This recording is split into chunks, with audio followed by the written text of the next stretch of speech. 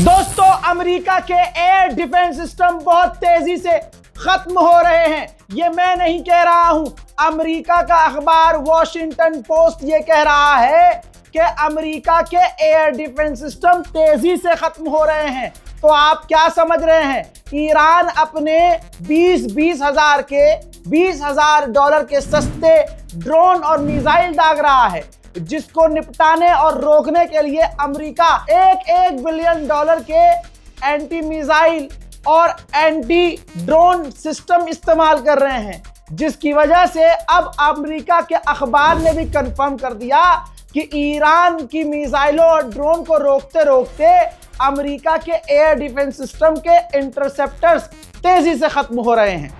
मोहतरम हजरात, मसूद पेज़ेश्कियान ने ट्वीट किया है और अपने आसपास के देशों को संबोधित किया है। कहा है, मेरे साथियों, हमारे साथ के दोस्तों, हमारे बड़े भाइयों, यही बोला है। कहा है कि हमारा कोई इरादा नहीं था कि हम आप पर हमला करें या आपकी अखंडता को खराब करें। हम आपकी अखंडता का पूरा सम्मान करते हैं, लेकिन ये अमेरिका है। हमने बात करने की कोशिश की, हमने डिप्लोमेसी का इस्तेमाल किया, लेकिन अमेरिका हमें जंग में घसीट लाया। हम नहीं चाहते थे कोई जंग, लेकिन ये जंग अमेरिका ने जबरदस्ती खुद शुरू की है। ईरान के ग्रैंड आयतुल्ला अब्दुल जवाद आमोली ने जिहाद का ऐलान किया है और कहा है कि ज़ियोनी और डोनाल्ड ट्रंप का खून बहाना जरूरी है, वाजिब है। بار دیگر شهادت گرانبار و تحمل ناپذیر رهبر معظم انقلاب را به پیشگاه امت اسلامی و خاندان مکرم و معظم این بزرگ و بزرگوار تعزیت عرض می‌کنیم. ما الان در آستانه امتحان بزرگ هستیم و باید مواظب باشیم این وحدت را کاملا حفظ بکنیم، این اتحاد را کاملا حفظ بکنیم. اگر مختصر رنجی هست، گنج بیشماری در پیش هست. ما باید بدانیم بیگانه قصد. दोस्तों, 17,500 अमेरिकी मिडिल ईस्ट से अपनी जान बचाकर अमेरिका पहुंचे हैं। पूरा मिडिल ईस्ट अमेरिकियों से खाली हो रहा है। मेरे दोस्तों, भारत आया था एक ईरान का नेवल बेस। मेरे दोस्तों, ईरान को भारत ने बुलाया था एक दिन, जी हाँ, कि आइए और हमारे यहाँ आप मिलिट्री एक्सरसाइज कीजिए। तो भरोसा करके अपना एक वॉरशिप भेज दिया। ठीक, अब यहाँ भारत में, ये वीडियो मुंबई का है, ध्यान से देख लीजिए। राष्ट्रपति मुर्मू बैठी हुई हैं और भाई भारत की गवर्नमेंट आधिकारिक तौर पर ईरान की नेवी की तारीफ कर रही है इस वीडियो में और सलामी भी दी जा रही है। ईरान की नेवी दोस्त समझ के, ईरान ने अपना भारत को दोस्त समझ के अपनी नेवी को भेज दिया। अब यही नेवी एक्सरसाइज करके ईरान वापस लौट रही थी। ये जंग के लिए नहीं थी, नहीं, ये जंग में थी। ये वो भी भारत से दूर नहीं थी, अभी ये श्रीलंका के समुद्री इलाके में थी। ये दुनिया में वर्ल्ड वॉर II के बाद पहली बार हुआ कि टॉर्पीडो से हमला किया। समुद्र में सबसे बड़ा हमला करने के लिए इस्तेमाल टॉर्पीडो होता है, यानी समुद्र के अंदर दौड़ती है मिसाइल। ऊपर बेचारे ईरान को पता नहीं, ईरान का युद्धपोत चल रहा है, नीचे से आया टॉर्पीडो और सब कुछ तबाह। अब तक 100 लाशें श्रीलंका खुद ढूंढ के निकाल चुका है। यह आपका मोदी है, आपका पसंदीदा मोदी, जिसकी भारतीय नौसेना ने मदद नहीं की। न श्रीलंका से कहा कि हम ईरानियों की लाश को ढूंढेंगे या ढूंढने में मदद कर रहे हैं। ठीक, भारत का भरोसा अब पूरी दुनिया नहीं करेगी।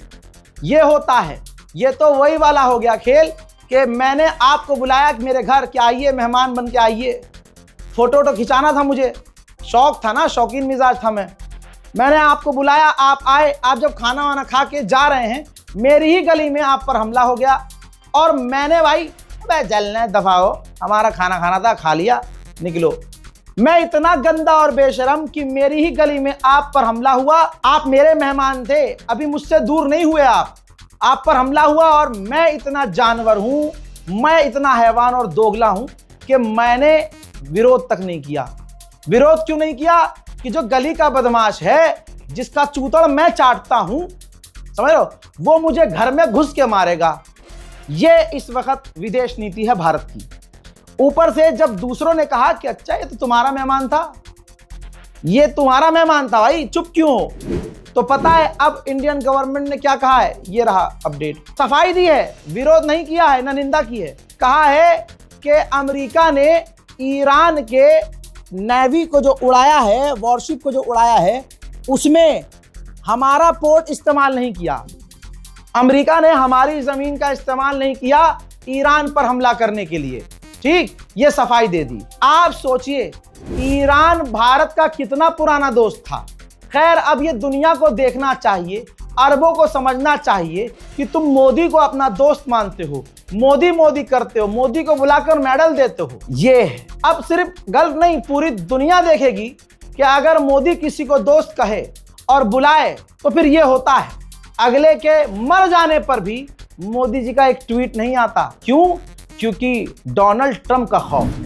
दोस्तों, उधर चाइना अपना स्पेशल एनवॉय इस खतरे के वक्त मिडिल ईस्ट भेजने को तैयार है। रीजन ये है, मकसद ये है कि चाइना कह रहा है कि हम अपना एक्सपर्ट भेज रहे हैं ताकि मिडिल ईस्ट में आप दोनों की कई देशों के बीच में वो बैठकर बात करवा सके और जो ये जंग चल रही है सीज फायर उसके। हजरात, इटली की राजधानी रोम में प्रदर्शन हो रहे हैं कि ईरान पर बमबारी मत करो और ईरान से जंग मत करो। Il governo Meloni che non rappresenta questo paese, che continua una politica di servilismo nei confronti degli Stati Uniti e di Israele, e l'abbiamo visto benissimo dalla conferenza stampa in cui il nostro ministro degli esteri non ha la più pallida idea di quelle che sono le politiche che stanno portando avanti। America कितनी बड़ी गुंडागर्दी कर रहा है, ये दुनिया के लिए एग्जाम्पल है। आज जो अमेरिका के सपोर्ट में बोल रहे हैं, कल उनके चूतों पर अमेरिका खुद क्रांति लिखेगा, याद रखिएगा। और तब दुनिया चुपचाप देखेगी, तब हम बजाएंगे ताली। मेरे दोस्तों, बहुत बड़ा अपडेट है, शेयर कर दीजिएगा। हजरात मोहतरम, अमेरिका सामने से नहीं लड़ पा रहा है तो उसने अब आतंकवादियों को चुना है, ISIS, दाइश और कुर्दिश। इराक के अंदर कुर्दिश लड़ाके रहते हैं। खबर यह है, रिपोर्ट यह है कि हेलीकॉप्टर से अमेरिका ने कुछ एयर ड्रॉप किया है, इराक के ऊपर ले जाकर हथियार इराक की जमीन पर गिराए। इराक की गवर्नमेंट को पता चला, इराक की गवर्नमेंट ने अपनी फौज भेजी कि जाओ जाकर चेक करो कि अमेरिका क्या गिरा रहा है।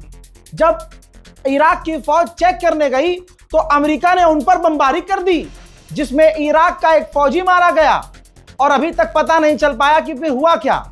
तो यानी अमेरिका इतना बौखलाया हुआ है ईरान को मिटाने के लिए कि अब वो आतंकवाद को पैसा दे रहा है और हथियार दे रहा है डायरेक्ट कि इराक के अंदर हमला करो और इराक के रास्ते ईरान में घुसो। इराक की गवर्नमेंट ने ये तक कह दिया है कि पूरे इराक में अंधेरा हो गया है, पूरे इराक में बत्ती गुल हो गई है, इंटरनेट बंद हो गया है। भारत के लाखों लोग इराक में रहते हैं, ये भी याद रखिएगा। जब मैं कहता था कि ईरान इराक से भारतीय वापस आ जाएं तो मजाक लगता था, अरे कुछ नहीं है रजा भाई, मेरा खुद का खानदान का एक व्यक्ति फंसा हुआ है इराक में। अब समझाता था भाई रहने दो, मिडिल ईस्ट के हालात खराब हैं। नहीं, चूतड़ चिपक ही नहीं रहे जमीन पे, मिडिल ईस्ट जाएंगे, अबे भाई यहीं कमाओ यहीं खाओ। नहीं, वहां जंग के हालात हैं, नहीं ईरान में कुछ नहीं है।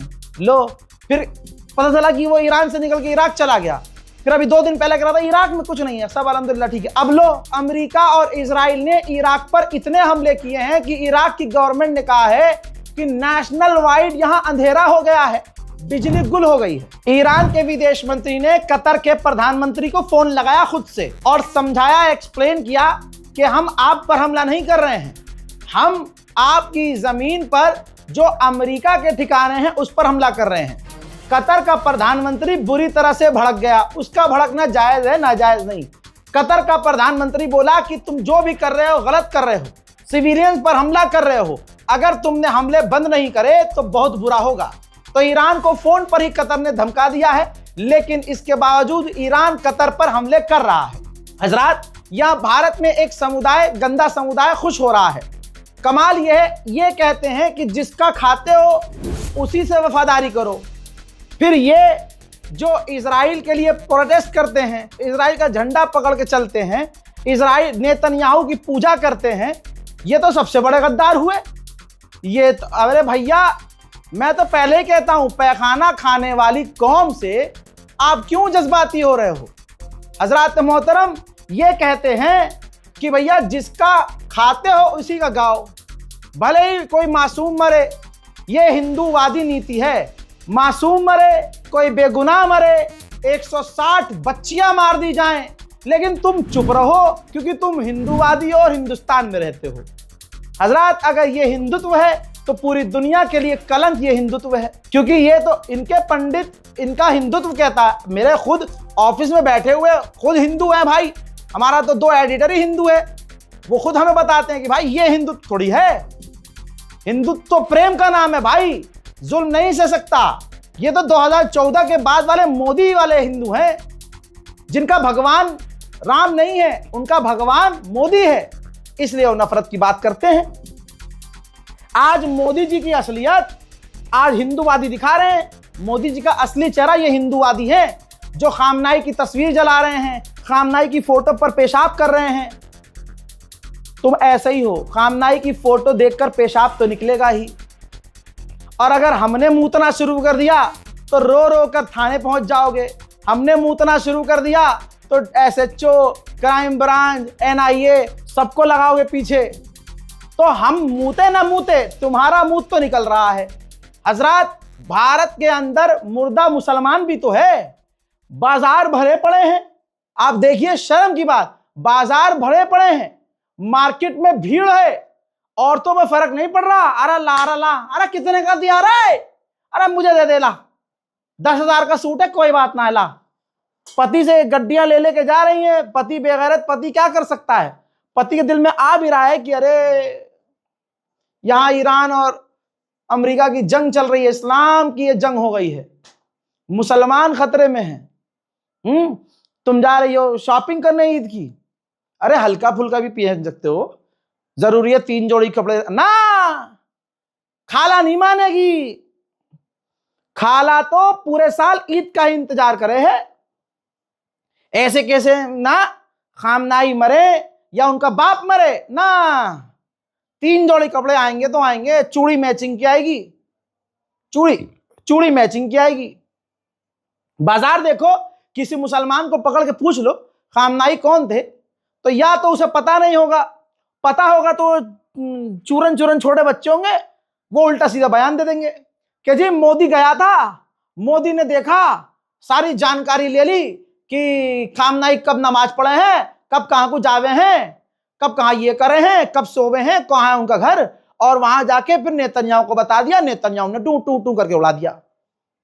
पहली बात तो गोदी मीडिया को, मतलब अपने बच्चों को समझाओ और खुद भी समझो। गोदी मीडिया, जिस चैनल को आप जानते नहीं, जिस चैनल को आप पहचानते नहीं, समझ रहे हैं, ये जो आज का हिंदू है ना, मुसलमानों के खून का प्यासा है, हर हाल में प्यासा है। आप देखिए, जो मुसलमानों को निशाना बना रहे हैं, आप उनके बारे में क्या ही कहोगे।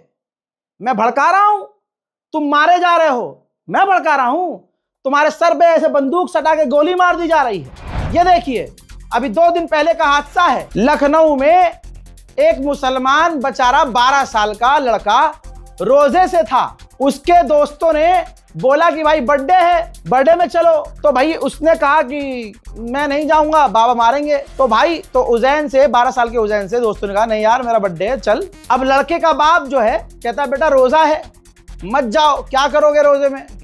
बोलता है पापा दोस्त है मेरे, बर्थडे है, भले ही मेरा रोजा है, लेकिन वो नाराज हो जाएगा नहीं जाऊंगा तो।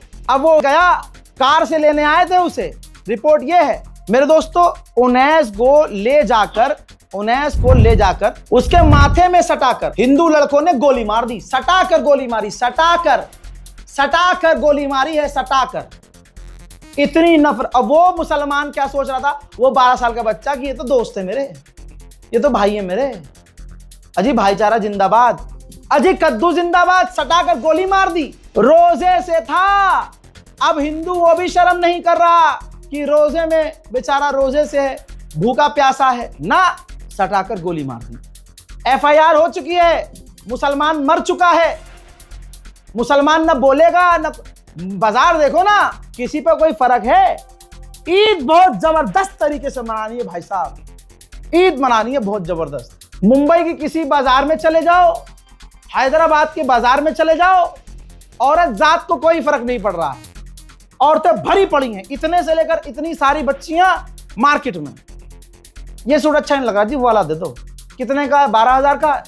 बहन जी तुमने ले लिया क्या? अरे बहन, अरे मुझे दो तुम ये सूट निकाल के, उनसे लेके दे दो, वो तो 12,000 दे रही है, मैं 15,000 दूंगी। भैया मुसलमान ये है आज का, इसीलिए मुसलमान की पूरी दुनिया में रेड पड़ रही है। अब सोचिए, जंग हो रही है यहूदी और मुसलमान की, तो एज अ मुस्लिम भारत के मुसलमानों का लेना देना है। अब जिन्होंने अपने दिन की शुरुआत गू खा के की हो और रात को पेशाब पी के मोदी की तारीफ करके सोना उनका शेड्यूल हो, उनको क्या पता कि भाई ईरान का भारत से क्या लेना देना है। भारत के मुसलमान हैं, इस वजह से ईरान से उनका कनेक्शन है।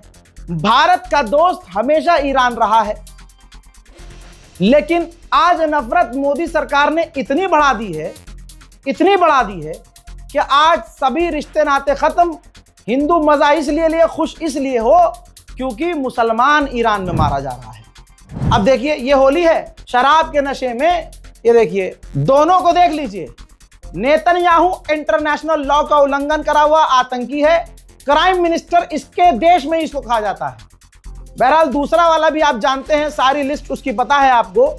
अब ये हिंदू समुदाय है, मुसलमान इतना जलील हो चुका है कि आज हिंदू मुसलमानों के नरसंहार पर कूद कूद कर नाच रहे हैं, लेकिन मुसलमान हिंदुओं की दुकान पर जाके, हाँ जी पंडित जी राम राम, हाँ जी सूट आ गया है, मुझे तो पीको करके भी दे दो तुम, हाँ मैं दे दूंगी 50 रुपये फालतू।